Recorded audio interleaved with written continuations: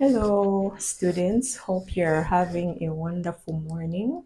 I'm having a wonderful morning as well. Today we'll be looking at integers. I'll be introducing integers to you as well as going into details on integers. Before we can dive into deep integers, what are integers? Okay. When we're talking about numbers, we've been talking about numbers since what grade was that? Grade one? We've been counting since grade one. Now we're in grade eight.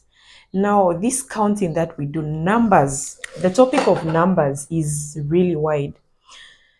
So, numbers can be put into categories. Okay, we have whole numbers, and then we also have integers. There are many categories, but I'll just describe a few. Natural numbers. Okay, so what is a natural number? These are numbers that we use in real life. If I say I want tomatoes, can you say I want -5 tomatoes? There is no such thing as -5 tomatoes. Natural numbers are numbers we use in everyday life. 5 tomatoes, 100 kwacha. But when you come to think about it, when we're using money, we can go into the negative. If your account balance is saying -100 kwacha, it means you're owing, not so. So which takes us into integers. When we go into positive and negative numbers, we're talking about integers. Whole numbers is counting from the number 0 going upwards. So we're going to focus on integers. So what grade was that? When we did the number line, should be somewhere in grade 6 and 7. It was easier to illustrate numbers on a number line. Okay, so a number line would go something like this. Okay, so the number line, always the origin of the number line is at the point 0. Okay, so we can either go to the right or to the left. When we start going to the right of the number line, we're going to the positive side. When we're going to the left of the number line, we're going into the negative side. All right. So integers involve positive and negative numbers.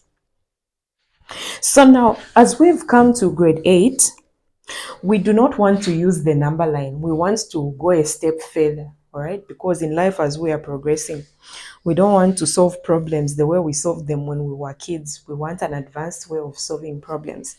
So when we're in grade 7, we would use the number line to add numbers, add and subtract. Let's say 1 plus 2. Definitely when there's no sign attached to a number, it's a positive number. So if we want to say 1 plus 2, definitely you can just use your fingers, but then you are told you can also illustrate it on a number line. So how did we do 1 plus 2 in grade 7?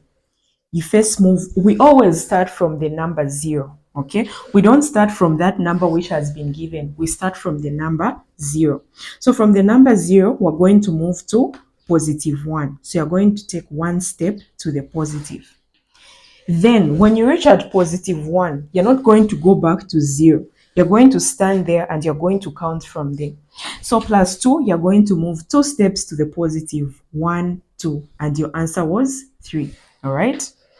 So now let me give a more complex example from this one. Let me introduce a negative number. What if you've been given -1 plus 2 using the number line? When you're in grade 8, you're supposed to do this without a number line, but in grade 7, we did this without a number line. So we always start from 0, okay? So from 0, we're going to move one step to the negative side, and then we're going to stay there. +2, we're not going to go in the negative direction. We're going to move 2 steps to the positive direction. 1, 2, and we landed at +1. That's using a number line. So now in grade 8, we're supposed to do the same mathematics without using a number line. All right. So there are a few rules you're supposed to use. When you're adding integers, when you're adding two integers and they are both positive, you're going to keep the positive sign and add the numbers. Okay. So for example, +2 plus +3. I'm sure you've started seeing things like this. You're in grade 8 now. Whenever you have two signs following each other, positive and positive is positive. Positive and negative is negative. Negative and negative produces a positive. So whenever you have two signs, you're always supposed to combine them before you proceed with the question. So positive, positive, two positives produce a single positive. So you can rewrite this as positive 2 plus 3. And our answer is going to be 5. Okay?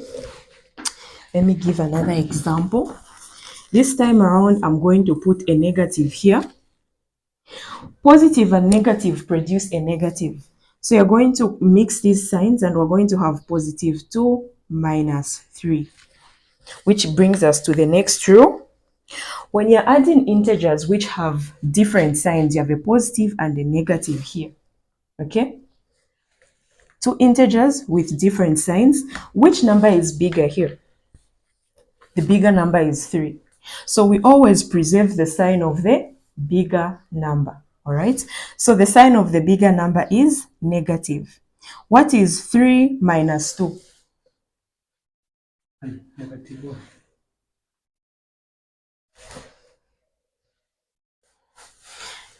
Pause first.